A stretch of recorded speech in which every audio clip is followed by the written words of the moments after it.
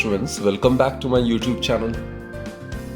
बच्चों, हम electrostatics unit को डील कर रहे हैं और उसमें chapter 1 electric charges and field, ये वाला चैप्टर हम कंटिन्यू कर रहे हैं, right? So in continuation with chapter 1, today we are suppose to discuss the concept of area vector, electric flux, and thereafter we'll be discussing Gauss's theorem, right? And its mathematical verification along with use of Gauss's theorem so as to verify Coulomb's law. बच्चों, electric flux को समझने से पहले हमें area vector का concept clear होना बड़ा जरूरी है। कोई भी स्मॉल एरिया किसी भी सरफेस का enclosing a given volume, it can be represented by a vector. जैसे बच्चों, ये कोई प्लेन सरफेस है, राइट? इसका एक छोटा सा एलिमेंट्री पोर्शन हम कंसिडर कर लेते हैं। पूरे का एरिया अगर S है तो इस छोटे एलिमेंट्री पोर्शन का एरिया हम ds मान सकते हैं, राइट? तो इसका जो एरिया वेक्टर होगा that is represented by ds vector. और एरिया वेक्टर बच्चे क्या होगा इस सरफेस का? It will always be perpendicular to the surface under consideration and in the outward direction.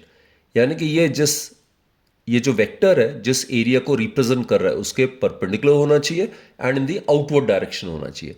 So this is the area vector. So it represents the area of a given surface and it is always perpendicular to the surface and in the outward direction, right? तो बच्चों, अगर ये n cap जो है ये अगर इसकी direction को रिप्रेजेंट करता है तो एरिया वेक्टर को हम ऐसे भी लिख सकते हैं ds vector, it would be equal to ds जो होगा इस एलिमेंट्री सरफेस का मैग्नीट्यूड हो गया और ये n कैप उसकी डायरेक्शन को रिप्रेजेंट कर रहा है। एन कैप यूनिट वेक्टर है जो कि उस सरफेस के perpendicular and in the outward direction. इस एरिया वेक्टर को बच्चों और एक डायग्राम से मैं इल्यूस्ट्रेट कर देता हूं। ये मान लेते हैं कोई भी इरेगुलर क्लोज्ड सरफेस है, राइट? तो इस केस में ये वाला पोर्शन लेते हैं। Suppose this is ds1 elementary portion. तो इसका एरिया वेक्टर क्या हो जाएगा? It will be perpendicular to the surface and in the outward direction. So this is ds1 vector. अगर यहां पे कोई अगर एलिमेंट्री पोर्शन लेते हैं, एलिमेंट्री एरिया अगर लेते हैं, suppose this is ds2, right? So in this case the area vector of ds2 it would be perpendicular to the surface and in the outward direction. So this is ds2 vector. अब ये वाला अगर मान लेते हैं यहां पे कोई एलिमेंट्री एरिया है, इसका एरिया मान लेते हैं ds3 है, तो इसको जब हम वेक्टर फॉर्म में रिप्रेजेंट करेंगे तो क्या होगा? इस एलिमेंट्री पोर्शन के perpendicular and in the outward direction like this. So this is ds3 vector.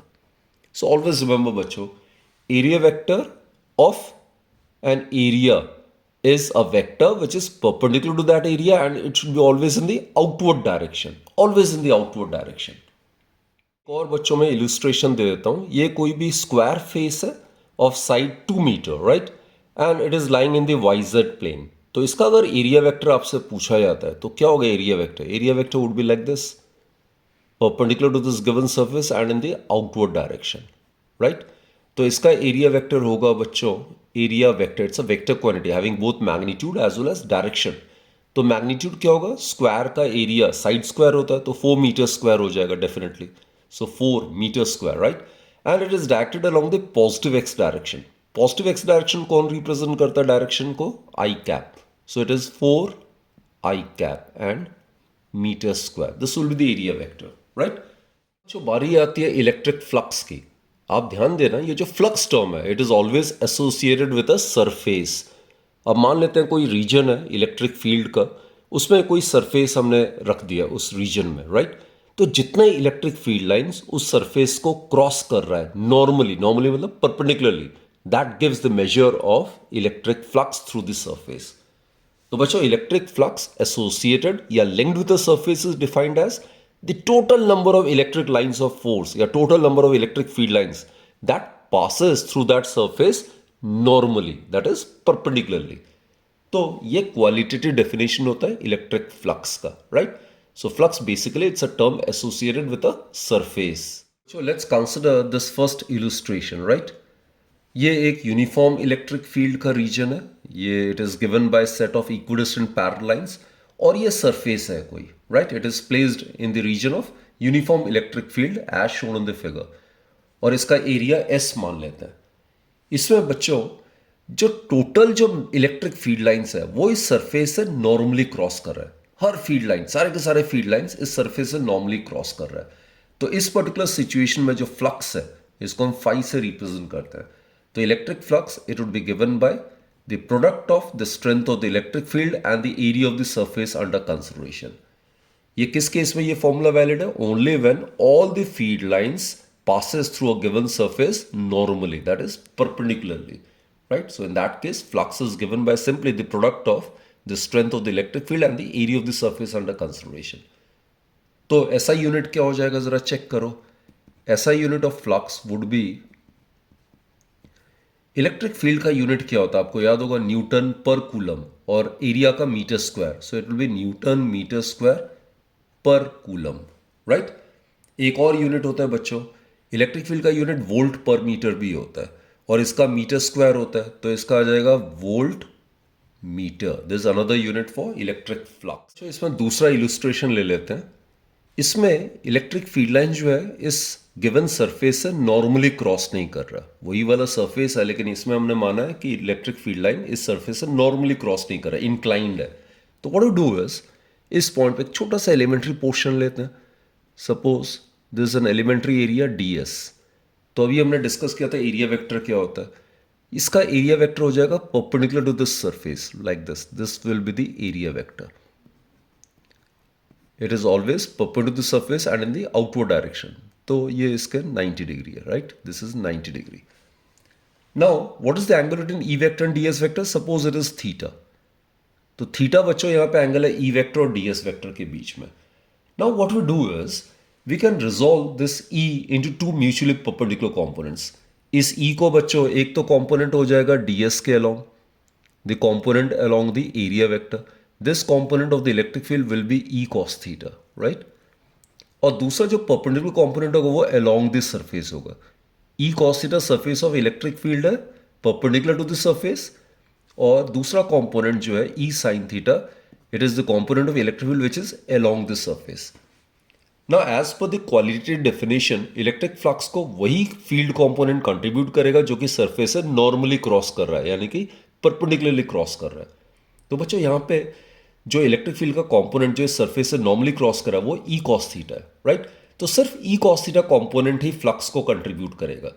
E sine theta component surface के अलॉन्ग होने की वजह से ये फ्लक्स को कंट्रीब्यूट नहीं करेगा। So here the small flux associated with this elementary area would be given by d phi. d phi मतलब small flux जो कि इस elementary area से associated है। So it will be given by, अब यहाँ पे कौन सा इलेक्ट्रिक फील्ड का कंपोनेंट कंट्रीब्यूट करेगा फ्लक्स को? E cos थीटा, वो कंपोनेंट इलेक्ट्रिक फील्ड का जो कि सरफेस से नॉर्मली परपेंडिकुलरली क्रॉस कर रहा है। सो यहाँ पे E के जगह आ जाएगा E cos theta. Only this component of the electric field is contributing towards the flux multiplied by the area of the surface under consideration, which is ds, right? तो theta बच्चों डायग्राम में it's pretty evident, it is the angle between the electric field vector and the area vector. तो इसको हम scalar product के terms में भी लिख सकते हैं। It may be written as E vector dot ds vector. This is the scalar product और the dot product. So point to be noted is that flux is also given by the scalar और the dot product of electric field and area vector. और हमें पता है dot product of any two vectors is always a scalar quantity. तो बच्चों flux is a scalar quantity having only magnitude but no direction, right? इसी का आप ये स्पेशल केस मान सकते हो। यहां पे क्या था, इसका जो एरिया वेक्टर है, यहां पे अगर छोटा सा अगर एरिया लेते हैं ds अगर लेते हैं हम, तो इसका एरिया भी अलोंग द इलेक्ट्रिक फील्ड था like this is the area vector. So here the angle between E vector and ds vector is 0 degree. तो यहां पे अगर 0 सब्स्टिट्यूट करते हैं cos 0 1 हो जाएगा। तो small flux would be E ds. तो total flux associated with the entire surface would be given an integration of the thing. तो integration ds s आ जाएगा, तो we'll be left with E into s. तो इसी का ये special case है, right? तो बच्चे पूरे सरफेस से एसोसिएट जो फ्लक्स होगा इस केस में, that can be written as integration of E vector dot ds vector, right?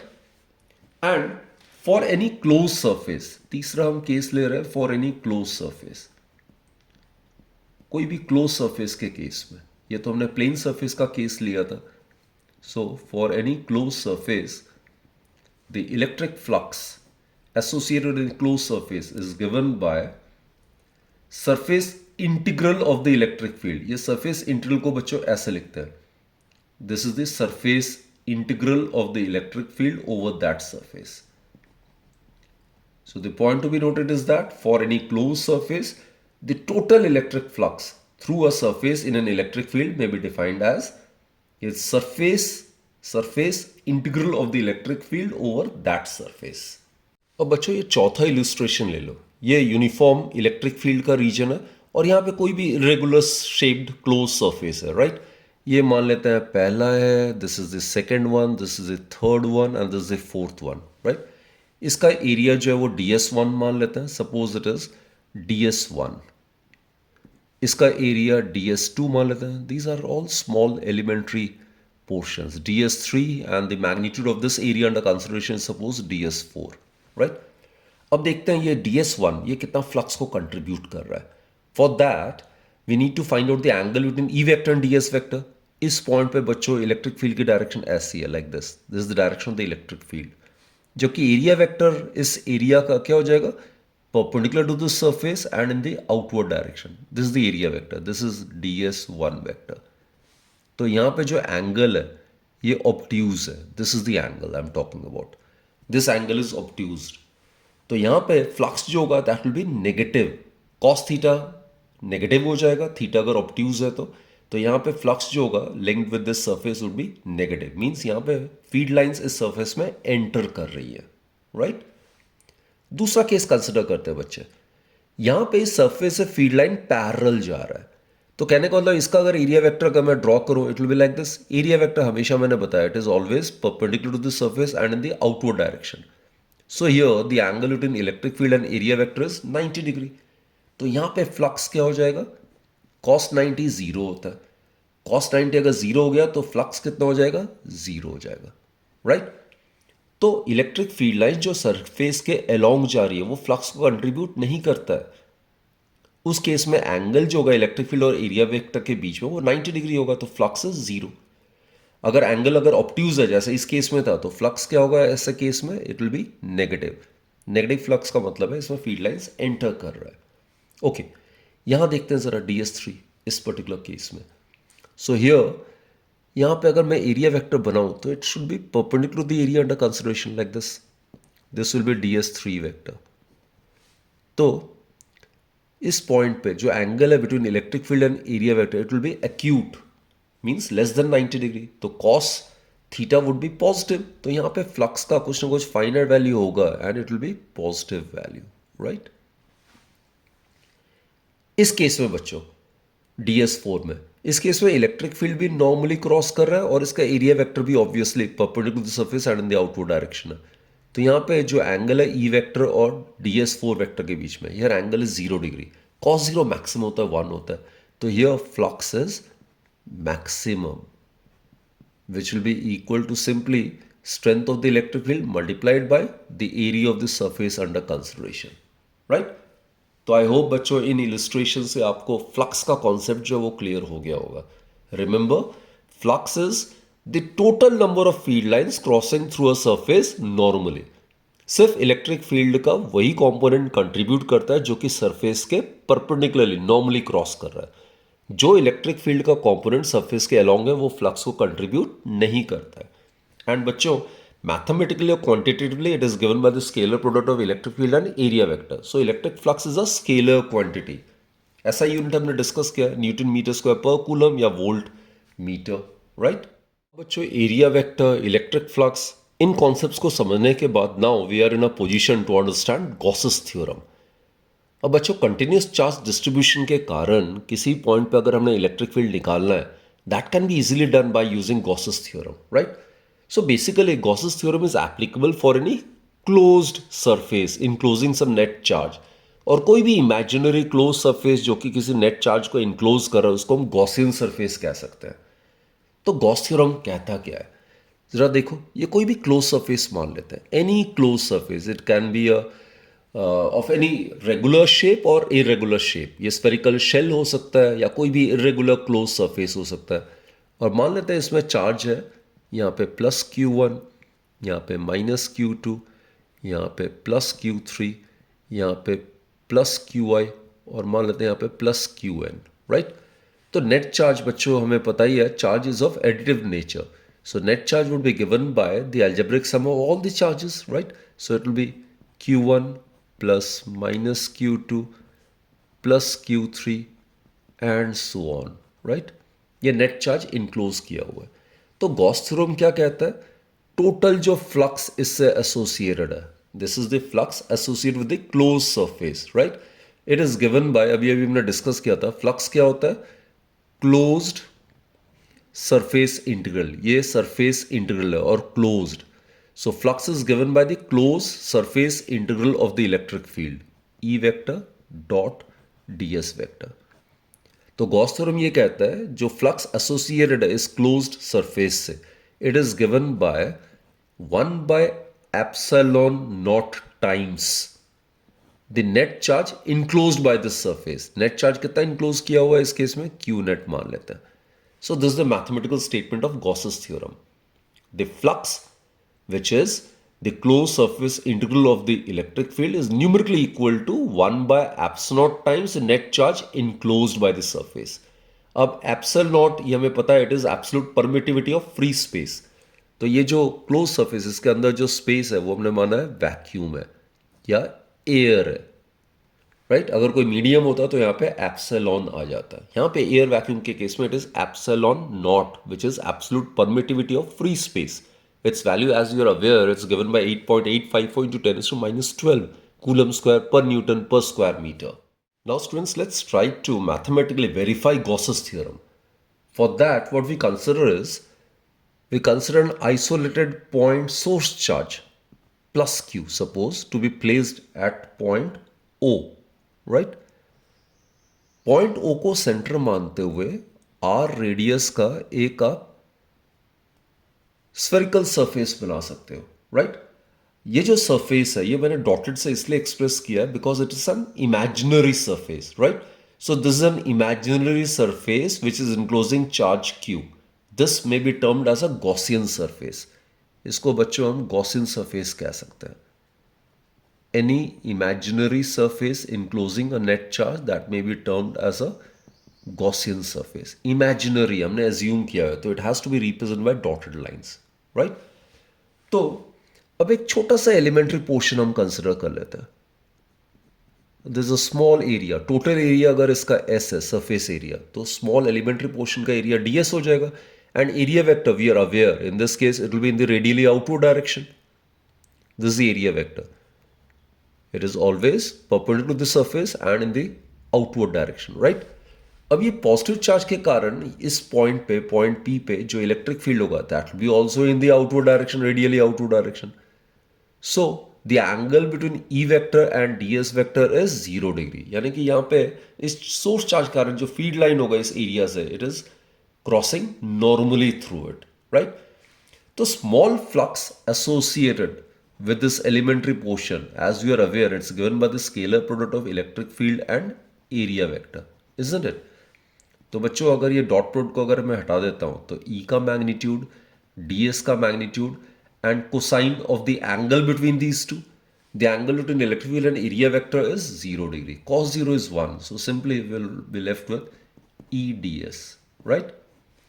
Also बच्चों जो इलेक्ट्रिक फील्ड है E at point P कितना होता है ये हमें पता ही है, due to a source charge. ये पॉइंट Q जो है पॉइंट O पे, ये Q सोर्स चार्ज है, तो इसकी वजह से पॉइंट P पे जो इलेक्ट्रिक फील्ड की स्ट्रेंथ होगी that is given by 1/4 pi epsilon not. Obviously इसके अंदर जो मीडियम है वो एयर या वैक्यूम हम मान रहे हैं या free space. So strength of the electric field is given by 1/4 pi epsilon not, source charge divided by distance of the observation point from the charge, from the location of the charge, which is r. तो यहाँ पे inverse का law भी करते हैं, so it is r square, right? So let's substitute this value over here. Therefore, the small flux associated with this elementary portion having area ds, it would be given by q divided by 4 pi epsilon naught r square into ds. Right? Simply I have substituted this value of E over here. Therefore बच्चों total जो flux associated है, total flux associated it will be given by integration of dq d phi, right? So जो constant है उसको हम बाहर निकाल सकते हैं. Net charge 4 pi epsilon naught is constant. The radius of a spherical surface is always constant, so r can also be taken outside. So this will be integration of ds. ये close surface ले रहे हैं तो obviously ये close surface integral हो जाएगा बच्चों. And ये छोटे टुकड़ों को अगर हम एड अप कर देते हैं that will amount to the total surface area of a shell or sphere, which is 4 pi r square, isn't it? So therefore phi it would be equal to q divided by 4 pi epsilon naught r square, and the integration of ds that will amount to the total surface area of this sphere, and surface area of a sphere or spherical shell of radius r is 4 pi r square. 4 pi cancel, r square get cancelled, so we'll be left with phi is equal to 1 by epsilon times q. Here q is the net charge enclosed by the spherical Gaussian surface.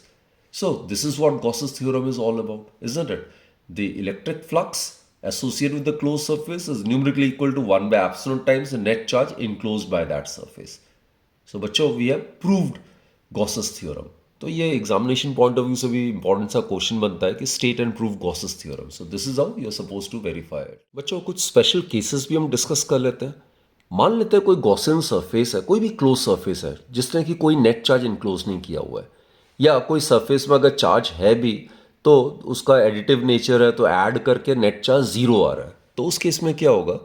If the net charge enclose by close surface is zero, then what happens is the flux, electric flux, which is the closed surface integral of the electric field, it will be also equal to zero, right?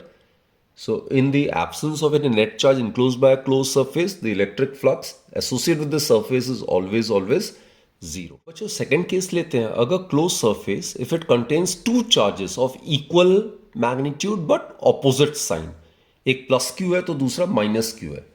हमें बच्चों पता है अगर positive charge है then the outward electric flux through a close surface will be taken as positive. अगर positive charge है तो outward electric flux associated होगा. अगर नेगेटिव चार्ज है तो इनवर्ड इलेक्ट्रिक फ्लक्स एसोसिएटेड होगा थ्रू द क्लोज सरफेस. तो net charge will be zero. Actually बच्चों two equal and opposite charges separated by finite separation that will constitute an electric dipole. और dipole में net charge क्या होता है? Zero होता है. तो अगेन इस केस में भी इलेक्ट्रिक फ्लक्स जो होगा it will be simply equal to zero, right. और थर्ड केस भी बच्चे इंपॉर्टेंट है. जो इलेक्ट्रिक फ्लक्स एसोसिएटेड होता है किसी भी क्लोज सरफेस से वो सिर्फ और सिर्फ किसके प्रोपोर्शन होता है? It is directly proportional to the amount of charge enclosed with in the surface. अब ये सरफेस का जो साइज है कम हो या जितना मर्जी ज्यादा हो, फ्लक्स का कोई असर नहीं होगा. फ्लक्स जो है सिर्फ net amount of charge enclosed पे ही डिपेंड करता है, ना कि जो इनक्लोजर है उसके शेप या साइज पे डिपेंड करता है, right. So the flux associated with a close surface is only dependent upon the net charge enclosed by it and it is independent of the size of the close surface. तो बच्चों as we have discussed Gauss's theorem it gives the relationship between the electric field and the charge, isn't it? And to verify Gauss's theorem, spherical symmetric surface is a convenient choice of the Gaussian surface. लेकिन बच्चों Gauss theorem को हम prove कर सकते हैं for any irregular shaped closed surface as well. I mean this theorem holds good for any closed surface of any shape. And जैसे मैंने कहा गॉसेस थ्योरम जो it is also applicable for any distribution of charges with in a close surface, जो कि हम applications of Gauss's theorem में subsequent session में हमने डिस्कस करना है, राइट. तो बच्चों अब एक और हम गॉस थ्योरम को यूज करते हैं. गॉस थ्योरम से हम कूलम्स लॉ जो कि फंडामेंटल लॉ है इलेक्ट्रोस्टैटिक्स में, उसको हम डिड्यूस कर सकते हैं. So we will be deducing the Coulomb's law from Gauss's theorem. जो अगर हम दो पॉइंट स्टैटिक चार्जेस अगर लेते हैं, suppose this is Q1 and this is Q2, ये मान लेते हैं एयर या वैक्यूम में, और इन दोनों पॉइंट स्टैटिक चार्जेस के बीच में जो सेपरेशन है दैट इज R. तो एज पर कूलम्स लॉ जो फोर्स होगा इनके बीच में, जो इलेक्ट्रिक फोर्स का मैग्नीट्यूड होगा that is given by 1/4 pi epsilon naught Q1 Q2 by R square. तो this is the mathematical form of Coulomb's law. इसी चीज को हमने डिराइव करना है by using Gauss's theorem, right. So for that what to do is, suppose हम consider करते हैं यहाँ पे पॉइंट चार्ज Q1 है एट पॉइंट O, और इस सोर्स चार्ज, इस सोर्स पॉइंट आइसोलेटेड चार्ज की वजह से पॉइंट P पे हमने इलेक्ट्रिक फील्ड निकालना है. So what to do is, point O को कंसिडर करते हुए सेंटर और OP को रेडियस R कंसिडर करते हुए हम एक स्फेरिकल गॉसियन सरफेस हम इमेजिन करेंगे. As I've stated earlier, this imaginary surface enclosing this charge Q1 may be termed as a Gaussian surface, right? अब पॉइंट P पे हमने इलेक्ट्रिक फील्ड निकालना है, तो व्हाट टू डू इज, यहाँ पे एक एलिमेंट्री सा पोर्शन ले लेंगे हम, स्मॉल एलिमेंट्री एरिया. पूरे का अगर सरफेस एरिया अगर S है तो इसका ds मान सकते हैं. एंड एरिया वेक्टर बच्चों आपको पता ही है, area vector is always perpendicular to the surface under consideration, and in this case it will be in the radially outward direction. So this is ds vector, right. अब इस positive charge की वजह से, this is just for convenience, it can be consider be positive. तो positive charge की वजह से electric field जो होगा पॉइंट P पे, it will be also in the radially outward direction like this. So the angle between electric field vector and the area vector is 0 degree, isn't it? So over here, let's find out the flux associated with it. तो flux जो होता है बच्चों आपको पता ही है, electric flux, it is given by closed surface integral of the electric field, that is E vector dot ds vector. तो इसको अगर हम evaluate करते हैं, जैसे यहाँ पे क्लियर है E और ds के बीच एंगल 0 डिग्री है, तो E ds cos 0 हो जाएगा. Cos 0 is 1. So electric flux associated with this closed surface, it would be given by integration of E ds. And this is obviously the surface integral. अब बच्चे electric field का formula जो होता है, या electric field जो होगा eight any point on the Gaussian surface being equidistant from the source charge would be constant. ये जो सोर्स चार्ज है, इससे हर एक पॉइंट पे जो कि सरफेस, जो क्लोज सरफेस है, स्फेरिकल गॉसियन सरफेस है, उसके सरफेस सेंटर से हमेशा इक्विडिस्टेंट होगा. तो electric field at any point on the Gaussian surface due to this source charge which is assumed to be located the center is constant. और constant को हम integration से बाहर ले सकते हैं. So E integration of ds, right. और बच्चों ये जो इंटीग्रेशन ऑफ ds है, ये छोटे टुकड़ों को अगर हम ऐड अप कर देते हैं, that will give us the total surface area of the spherical shell. और spherical shell of radius r का सरफेस एरिया कितना होता है, 4 pi r square, right. Also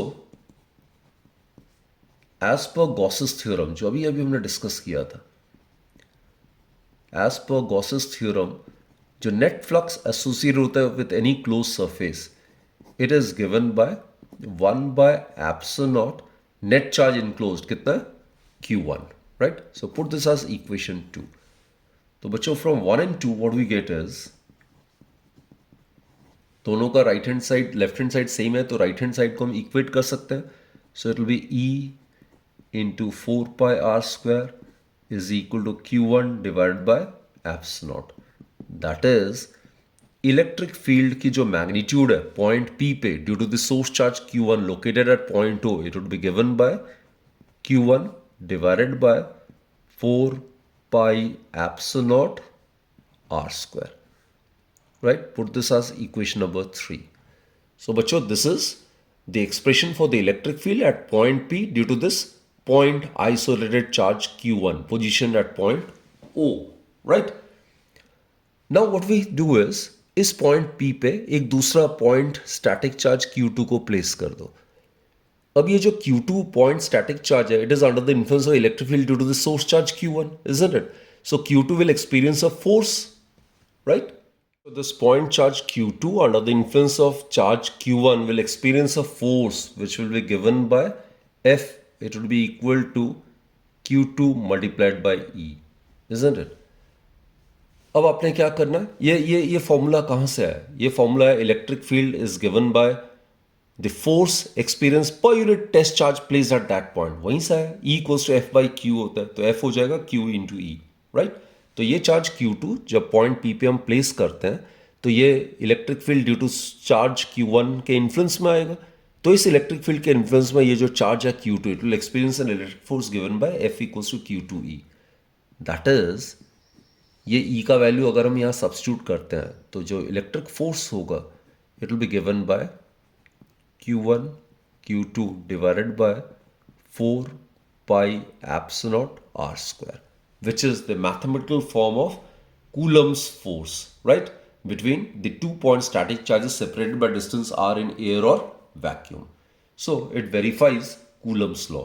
This is the mathematical form of Coulomb's law. One thing to be noted is that Gauss's law is more general than Coulomb's law because it can be used to evaluate problems related with complex configurations also, जो कि हमने subsequent sessions में हमने discuss करना है।